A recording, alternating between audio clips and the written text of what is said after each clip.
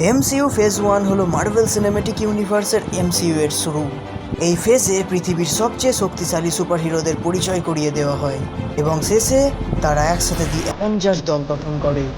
Iron man 2008।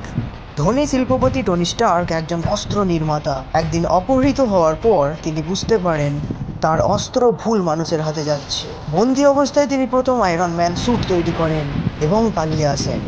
এরপর তিনি অস্ত্র ব্যবসা ছেড়ে সুপারহিরো আয়রন ম্যান হয়ে যান, মানুষের সুরক্ষা করার দায়িত্ব নেন। এর থেকে শুরু হয় মার্ভেল সিনেম্যাটিক ইউনিভার্সের প্রথম পদক্ষেপ।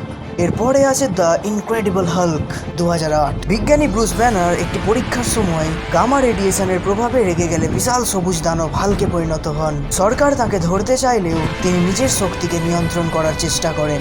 Iron man 2 2010। টনি স্টার্কের পরিচয় সবার সামনে প্রকাশিত হওয়ার পর তার প্রযুক্তি দখল করার জন্য নতুন শত্রুরা আসে।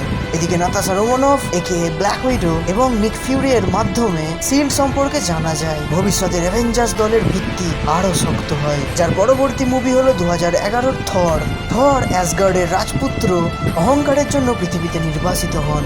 এখানে এসে তিনি বিনয়, দায়িত্ব এবং ভালোবাসার মূল্য শেখেন। শেষে তিনি তাঁর শক্তিশালী হাতুড়ি মিওনিয়ার ফিরে পান এবং পৃথিবীকে রক্ষা করেন, যার পরবর্তী মুভি হলো captain America the first Avenger 2011। দ্বিতীয় বিশ্বযুদ্ধের সময় দুর্বল যুবক স্টিভ রজার্স সুপার সোলজার সিরামের মাধ্যমে ক্যাপ্টেন আমেরিকা হন।